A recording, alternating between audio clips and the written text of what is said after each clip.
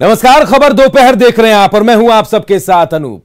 Darbhanga blast के साजिश करता दो भाइयों को पटना लाया जा चुका है।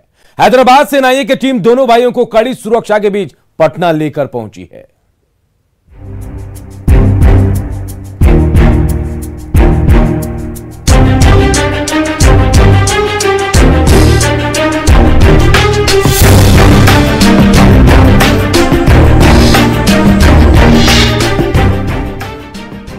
तो बड़ी खबर, बड़ी जानकारी आपको दे दे। पटना में दरभंगा ब्लास्ट के साजिश करता नासिर और इमरान को लाया गया है पटना।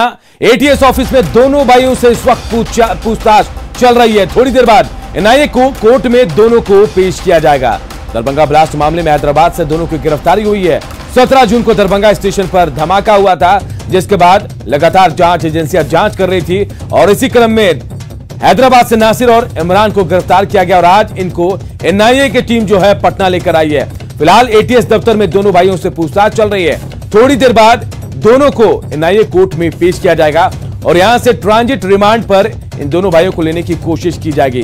दरभंगा ब्लास्ट मामले में हैदराबाद से इन दोनों की गिरफ्तारी हुई है और इसके बाद कई अहम खुलासे भी हुए हैं।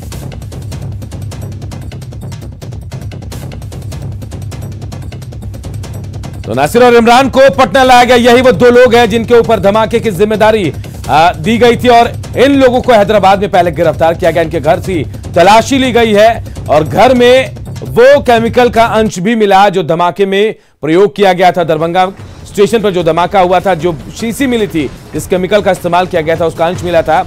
इन दोनों को गिरफ्तार किया गया हैदराबाद में। वहां पहले एनआईए की टीम ने इनसे पूछताछ की और अब आज पटना इन दोनों भाइयों को, दोनों आतंकी भाइयों को लेकर पटना पहुंची एनआईए की टीम और फिलहाल एटीएस दफ्तर में पटना के एटीएस दफ्तर में दोनों से पूछताछ चल रही है।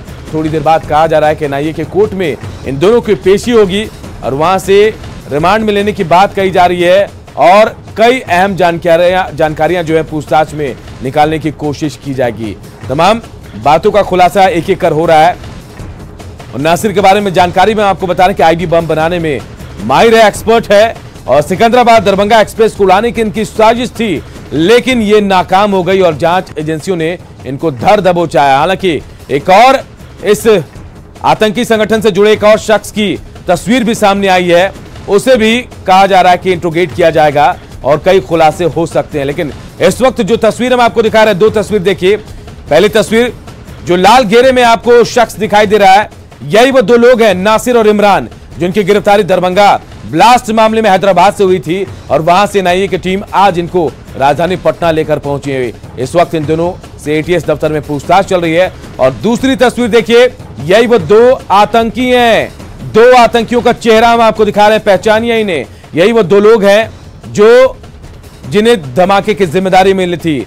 नासिर और इमरान ये दो भाई हैं, सगे भाई हैं और यूपी के रहने वाले हैं, लेकिन हैदराबाद में रहकर कपड़े का व्यवसाय करते थे, धंधा करते थे और उसकी आड़ में ये ऐसे साजिश रचा कर रहे थे। इन दोनों को आज पटना लाया गया है। एनआईए की टीम कड़ी सुरक्षा के बीच पटना इनको लेकर पहुंची है। थोड़ी देर पहले पटना एयरपोर्ट पर ये पहुंचे, उसके बाद एनआईए की टीम जो है इनको लेकर एटीएस के दफ्तर गई है। वहां से वो इनसे पूछताछ की जा रही है। थोड़ी देर बाद इनको वहां से एनआईए के कोर्ट में पेश किया जाएगा और वहां से रिमांड में लेने की कोशिश भी की जाएगी। और बात कटिहार की करते हैं। कटिहार में अपनी नाबालिग बेटियों के धर्मांतरण का विरोध करने पर एक महिला को उसके पति ने ही बेरहमी से पीट दिया। गंभीर हालत में महिला को सदर अस्पताल में भर्ती कराया गया है। अस्पताल में भर्ती सोनी का आरोप है कि जेठ और ननद समेत उसके परिवार के कई लोग ईसाई धर्म अपना चुके हैं और चोरी छिपे उसकी दो नाबालिग बेटियों का भी धर्मांतरण करा दिया गया। महिला का आरोप है कि अब उसकी सबसे छोटी बेटी के धर्मांतरण की कोशिश की जा रही है और जब उसने इसका विरोध किया तो उसकी पिटाई कर दी गई। दो तस्वीरें में आपको दिखा रहे हैं। धर्मांतरण का विरोध करने पर महिला की पिटाई की गई, देखिए। और नाबालिग बेटियों के धर्मांतरण का आरोप सोनी ने लगाया है। हालांकि पीटने वाला कोई और नहीं, उसका अपना पति है और साजिशन उसकी बेटी का धर्मांतरण कराया जा रहा था जिसका उसने विरोध किया था। मेरे बेटी दोनों नाबालिग है, उन दोनों का इन लोगों ने धर्म परिवर्तन करवा दिया। कौन धर्म में थे पहले मैं ब्राह्मण कास्ट से ही इन लोगों को जो है ये क्रिश्चियन धर्म में इन लोगों का परिवर्तन करवा दिया गया है। विरोध अब किए हैं? मैंने विरोध किया उसी के लिए। मैं जब देखी कि ये लोग नहीं मान रहे हैं और मुझे नज़रबंद करके रखने की कोशिश की जा रही है। तो मैं आज अपने भाई के साथ मायके जाना चाह रही थी, अपना फाइल जो भी डॉक्यूमेंट वगैरह था, क्योंकि मेरी बेटी ने मेरा ईमेल आईडी तक हैक करने की कोशिश की। मेरी बेटी का धर्म परिवर्तन करवाना ये लोग चाहते थे, उसमें ये विरोध करती थी, इसलिए और मिलकर करके इनके छोटे भाई बबलू उबलू जो है तो बहुत मारा पीटी किए। हमको फारबिसगंज में जानकारी हुआ, हम जे आए, इसको जो है उनका छोटा भाई आए दिन इसके पहले भी घर में घुस घुस कर करके ये लोग मारते थे, पीटते थे। और देखिए, फारबिसगंज की रहने वाली सोनी ब्राह्मण परिवार से आती है और 17 साल पहले सोनी का कटिहार के राजेश के साथ प्रेम विवाह हुआ था। सोनी की 3 बेटियां हैं। सब कुछ ठीक ठाक चल रहा था कि अचानक सोनी के हाथ एक वीडियो लगा जिसने उसकी नींद उड़ा दी। पता चला कि उसकी बड़ी और मंझली बेटी ईसाई धर्म अपना चुकी है और इस साजिश में उसके जेठ और ननद शामिल है। ये सभी लोग उसकी छोटी बेटी का भी धर्मांतरण कराना चाहते हैं, जिससे उसके पति की भी उसमें सहमति थी। हालांकि पति ने उसके इन आरोपों को बेबुनियाद बताया है। नहीं, किसी का नहीं, तीनों कुछ परिवर्तन नहीं हुआ। नहीं, किसी का नहीं हुआ है। ये उसको ऐसा लगा कि जैसे होता नहीं कि बच्चे कभी प्रार्थना करने लगते हैं, कभी नमाज पढ़ने लगते हैं, ये लोग अपना टिकटॉक वीडियो वगैरह बनाते हैं ना, तो इस तरह का की तो लगा कि सबको ना धर्म परिवर्तन, कुछ परिवार वाले गुतिया मतलब कुछ ऊपर से होता है ना, फोन करके इसके जीवन में आग लगा दो कि तुम्हारा बच्चा। आपके घर में कौन कौन इससे पहले धर्मांतरण करवाए हैं? हमारे इसमें सिर्फ बड़े भाई करवाया। इधर पुलिस का कहना है कि अगर उसे लिखित शिकायत मिलती है तो उचित कार्रवाई की जाएगी। मारपीट भी हुई है। उसी में एक महिला का यह कहना है कि उनके जो सास है वह उनकी बच्ची और उन पर यह तरह के दबाव देते हैं, क्योंकि महिला के परिवार में कुछ लोग क्रिश्चियन ऑलरेडी अपना चुके हैं, जो उनकी सास है और भैंसुर है वगैरह। तो इस संबंध में बताया गया है। उस संबंध में थाना में लिखित आवेदन अभी तक प्राप्त नहीं है।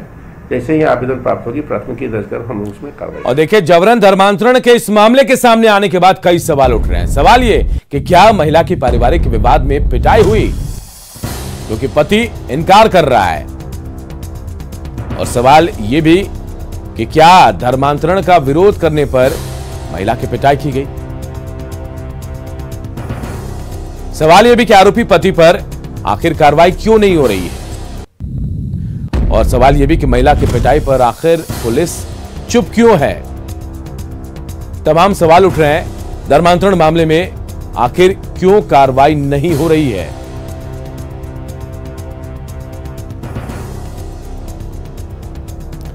और जो पीड़ित हैं सोनी, उनके भाई अजीत हमारे साथ इस वक्त फोन लाइन पर जुड़े हैं। अजीत, पुलिस कह रही है कि कोई लिखित शिकायत नहीं मिली है। जो आपके बहनोई साहब है वो कह रहे हैं कि ऐसी कोई बात धर्मांतरण की नहीं है। क्या सच्चाई है, आपसे जानना चाहेंगे। सर, ये पूरी बात धर्मांतरण की ही है सर जी। क्योंकि सर ऐसा है ना सर, मेरी दीदी को पिछले 1 साल से प्रताड़ित किया जा रहा था धर्म परिवर्तन करने के लिए।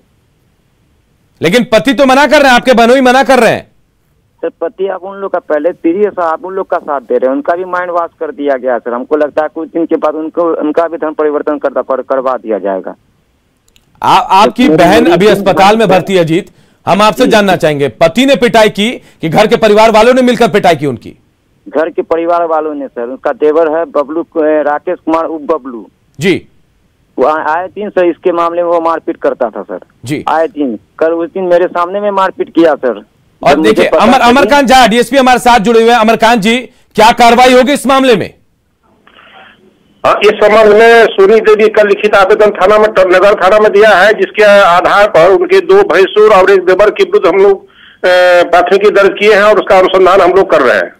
हालांकि ये बात कही जा रही कि आपकी तरफ से कहा गया कि लिखित शिकायत आएगी। अब तो सोनी देवी खुद अस्पताल में है, हम तस्वीरें उनके बयान को भी सुना रहे हैं। कार्रवाई तो होनी चाहिए। चलिए, धर्मांतरण का मामला जांच का विषय है, लेकिन आज वो अस्पताल में है, पति पर कार्रवाई होगी। मारपीट तो हुई है उनके साथ? हाँ, नहीं, हमारे यहाँ प्राथमिकी वो दिए नहीं थे, लिख के दर्ज हो चुकी है जी। प्राथमिकी दर्ज हो चुकी है। उनके 2 भैंसुर और देवर पर उन्होंने प्राथमिकी किया है, तो हम लोग प्राथमिकी दर्ज किए हैं और इस संबंध में हम लोग अनुसंधान कर रहे हैं और जो उचित कार्रवाई होगा हम लोग उसमें कार्रवाई करेंगे। वैसे ही धर्मांतरण का मामला जो है वह पारिवारिक है और उनके जो सास ससुर और उनके जो 2 भैंसुर है ऑलरेडी पूर्व से ही क्रिश्चियन नीति वो एक्सेप्ट किए हुए हैं जी। उनका यह आरोप है सोनी देवी का, जो हमारी 2 बच्ची और पति को ये लोग धर्मांतरण का ये लोग ट्राई कर रहे हैं। हम लोग उसमें देखेंगे, उन लोगों से पूछताछ करेंगे और इस संबंध में यदि जो भी मैटर आएगी धर्मांतरण का या मारपीट का, तो हम लोग कार्रवाई करेंगे। चलिए, मैं आप अमरकांत जी आप बने रहिए, हमारे साथ सोनी देवी के भाई भी अजीत जुड़े हैं। अजीत, कार्रवाई की बात कह रहे हैं डीएसपी साहब, एसडीपीओ साहब, आप लोग क्या चाहते हैं, क्या कार्रवाई होनी चाहिए?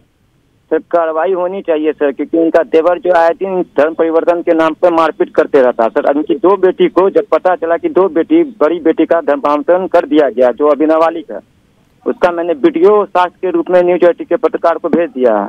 क्या ये वीडियो अमरकांत जी के पास है, एसडीपीओ साहब के पास आपने भेजा? उनके पास अभी नहीं भेजा गया न्यूज 18। अमरकांत जी आप सुन पा रहे होंगे, एक वीडियो भी है आपके पास, पुख्ता सबूत है, गिरफ्तार कर सकते हैं आप। नहीं, हम लोग सभी देखेंगे। आपको पहले बता दिया जी, यह पारिवारिक मैटर है। चूंकि जो दोनों उनकी सोनी देवी की बच्ची थी वह दादी के पास ही रहती थी, तो उनका कहना है उनके द्वारा किया गया है, तो हम लोग देखेंगे। और इस तरह की मैटर यदि आएगा तो प्राथमिकी दर्ज हुई है, मारपीट का भी मैटर है, धर्मांतरण का भी मैटर है, हम लोग उसमें उचित कार्रवाई हम लोग निश्चित रूप से करेंगे। सोनी देवी का बयान क्या आप लोगों ने दर्ज करा लिया है अमरकांत जी? हाँ, FIR हो चुका है, हमारे नगर थाना में प्राथमिकी दर्ज हो चुकी है। और डॉक्टर क्या कह रहे हैं, पिटाई हुई है, मारपीट हुई है सोनी देवी के साथ? मारपीट में अभी तक एक्सटर्नल इंजुरी इनको कुछ नहीं है जी, बावजूद भी हम लोग देखेंगे जो क्या इंजुरी है, उस हिसाब से हम लोग कार्रवाई करेंगे। चलिए अजीत, आपकी बहन को मारपीट किया गया है, हालांकि बाहर से इंजुरी नहीं है, ऐसा डीएसपी साहब कह रहे हैं, एसडीपीओ साहब कह रहे हैं। कैसे मारा पीटा गया उनको? सर वहाँ पे उनके जो देवर हैं सर, वो उन्हें पहले मुझे मारा, मुझे पटक दिया, ऊपर से मेरी दीदी को पटक के, ठीक है सर, उनका गला दबाया गया, उनके पैर के अंगूठा को पैर से दबा के तोड़ा गया। उसके बाद सर ठीक है, उसके बाद उनको झटका देके खींचा गया, तो मैं किसी तरह अपनी बहन को बचा के सदर हॉस्पिटल ले आया सर। चलिए, हालांकि एसडीपीओ साहब कह रहे हैं कि कार्रवाई होगी। देखिए, तमाम बातें आपके सामने आ रही है अमरकांत जी, एक एक चीज आप नोट करें और जांच करें और ऐसे लोगों पर कार्रवाई भी करें आप। निश्चित हम लोग करेंगे। बता दिया है बाहरी जख्म हम लोग जैसे दृष्टि होता है हम देख नहीं, लेकिन इंटरनल इंजरी हो सकता है, तो हम लोग डॉक्टर से जैसे इंजरी आएगा और हम लोग जांच कर रहे हैं, तो हम लोग इसमें 2 आरोप है, एक मारपीट का, एक धर्मांतरण का, हम लोग दोनों बिंदु पर देख रहे हैं। वैसे ये मामला पारिवारिक है, लेकिन हम लोग देख रहे हैं जो भी उचित होगा, पारिवारिक के लोग भी धर्मांतरण यदि किए होंगे गैर कानूनी, तो उन पर एकदम निश्चित रूप से हम लोग कार्रवाई करेंगे, गिरफ्तार करके। हम सब भी यही चाहते हैं कि अगर ऐसा है, अगर गलत हुआ है सोनी जी के साथ, तो आरोपियों को जल्द से जल्द गिरफ्तार किया जाए। तो देखिए, हमारे साथ एसडीपीओ कटिहार के अमरकांत जी भी जुड़े थे और भाई सोनी के जो है अजीत, वो भी जुड़े थे। हालांकि सोनी देवी के भाई जो अजीत थे वो कह रहे थे कि कार्रवाई होनी चाहिए, और एसडीपीओ साहब ने कहा कि हम कार्रवाई करेंगे, हम जांच कर रहे हैं और जांच के बाद गिरफ्तारी भी हो सकती है। बहुत बहुत शुक्रिया आप दोनों का हमसे बातचीत करने के लिए।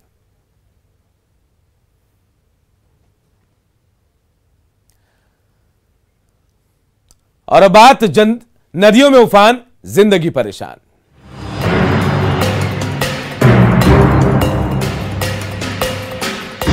फिर डरा रहा पानी, फिर कहर बरपाने लगी है नदियां। नदियों के कटाव से लोग परेशान।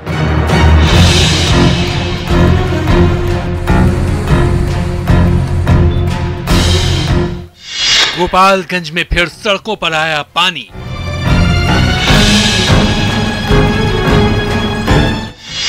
नरकटियागंज में कई गांवों का संपर्क टूटा।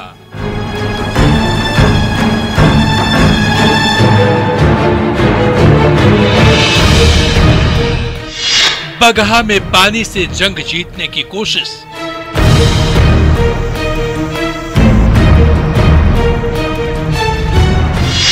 नदी की धारा मोड़ने में जुटे लोग।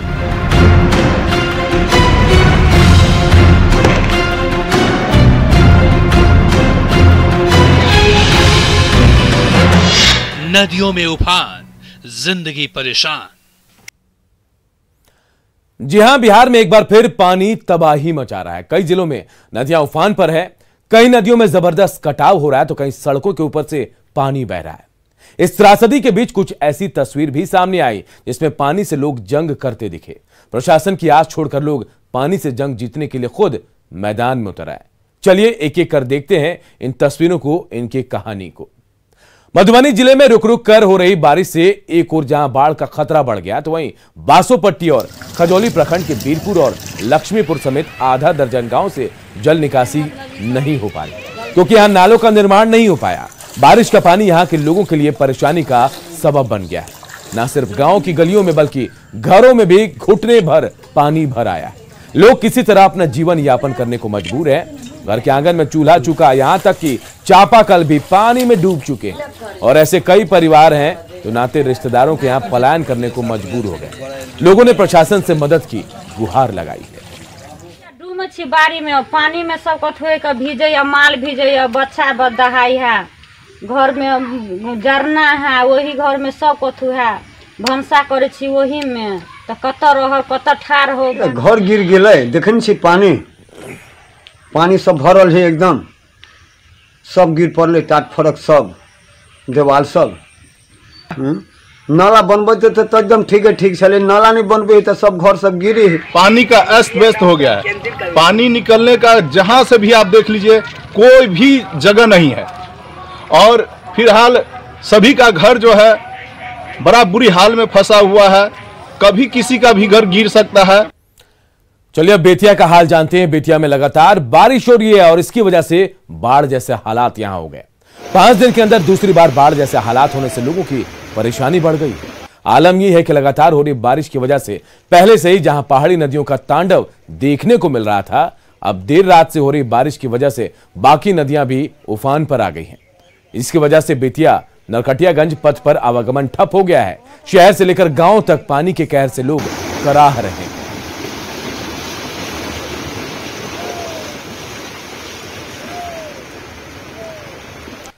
तो बगहा में लगातार हो रही बारिश से पूरा इलाका पानी पानी हो गया है। शहर के 20 वार्ड ऐसे हैं जो जलमग्न हैं। सड़क पर 3 से 4 फीट पानी बह रहा है। कई बस्तियों के घरों में पानी घुस गया और चूल्हे बंद हो गए। लगातार पानी से लोगों की परेशानी बढ़ गई। बगहा में पानी से परेशानी की तस्वीर दिखा रहे हैं हमारे सहयोगी मुन्ना राज। लगातार बारिश के बाद बगहा में जनजीवन पूरी तरह तबाह हो गया है और बगहा के अधिकांश वार्ड पूरी तरह पानी पानी हो गए हैं। आप देख सकते हैं कि देखिए बगहा शहर का इलाका है, नरईपुर वार्ड नंबर 10, 11, 12 और 4, 5, 6, 35, 36 तमाम ऐसे शहर के वार्ड है जो पूरी तरह पानी पानी हो गए हैं। और मुख्य सड़क पर 3 से 4 फीट पानी चल रहा है और मुख्य सड़क का पानी देख रहे हैं अब धीरे धीरे लोगों के घरों में घुसना शुरू हो गया है। तो भारी तबाही और इसके साथ ही लगातार बारिश भी हो रहा है। तो इसको देखते हुए लगातार जिला प्रशासन अलर्ट जरूर है, लेकिन जल निकासी की लचर व्यवस्था ने पूरे नगरपालिका की पोल खोली है और साथ ही जो लगातार जो बारिश हो रहा है इसके कारण अधिकांश वार्ड प्रभावित है। लोग अपने घरों में ही डूब के हैं। कई ऐसे गरीब बस्तियां हैं जहां लोग के घर में चूल्हा भी बंद हो चुका है। मुन्ना राज, न्यूज़ 18 बगहा। और इधर बेतिया में डीएम ऑफिस परिसर ही पूरी तरह से तालाब में तब्दील हो गया है। हमारे सहयोगी प्रफुल्ल कुमार आपको दिखा रहे हैं यहां का पूरा नजारा। 15 दिनों के अंदर पानी ने फिर लोगों की परेशानी जो है वो बढ़ा दी है। आलम यह है कि देर रात से हो रही मूसलाधार बारिश के कारण पूरे शहर से लेकर गांव तक जो है वो पानी से लोग करा रहे हैं। मैं अभी खड़ा हूं जिला समाहरणालय में, जिला कलेक्ट्रेट है, ये डीएम ऑफिस है। आप देख सकते हैं यहाँ का नज़ारा कि किस तरह से पानी जो है वो पूरे कार्यालय के में भर गया है। और ये डिस्ट्रिक्ट मजिस्ट्रेट का ऑफिस है, ये डीएम साहब का ऑफिस है, जिला समाहरणालय। आप देख सकते हैं पूरी तरह से पानी से लबालब हो चुका है। एक के अंदर जितने भी कार्यालय, जितने विभाग हैं, सब में पूरा पानी घुस गया है। घुटने से ऊपर तक पानी है। आप इस समाहरणालय की स्थिति देखकर सहज अंदाजा लगा सकते हैं कि शहर में और शहर के बाकी अन्य जो इलाके हैं वहाँ क्या स्थिति है और गांव का क्या हाल होगा। आप समझ सकते हैं। देखिए ये स्थिति है। ये पूरा समाहरणालय तस्वीरों के माध्यम से आप समझने की कोशिश करें।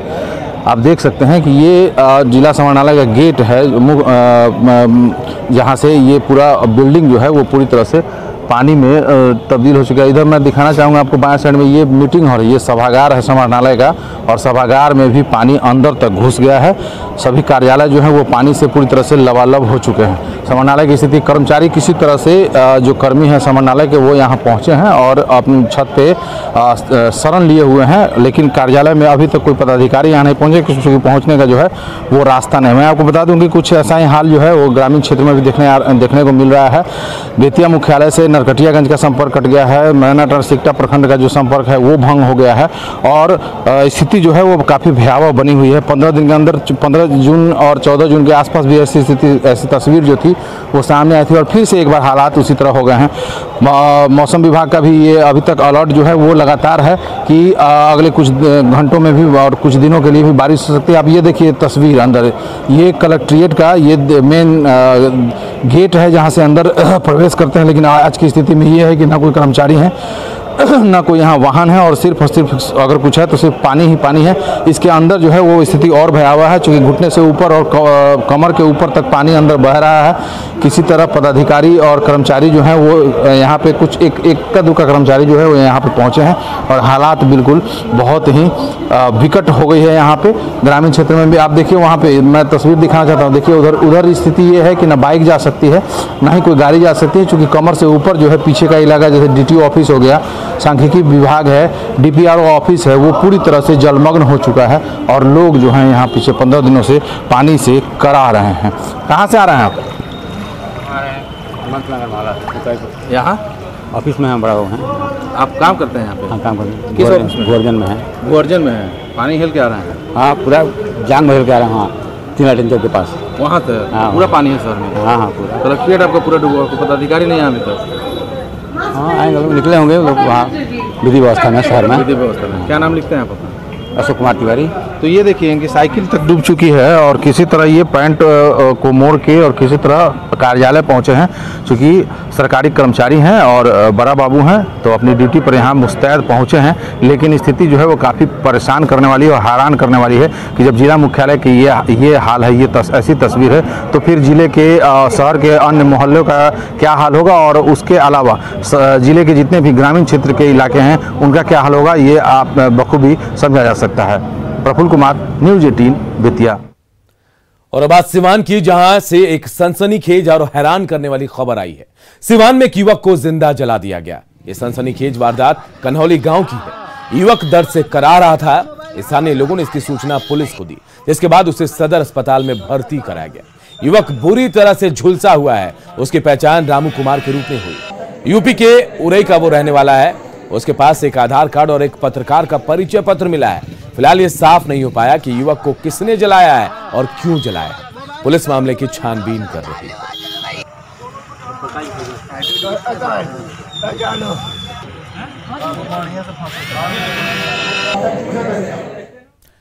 बढ़ाइएगा जोश जब ओलंपिक में उतरेंगे मैन इन ब्लू। आप भी पहनिए टीम इंडिया वाला टी-शर्ट, जानिए इसे जीतने का क्लू। बस स्क्रीन पर दिख रहे QR कोड को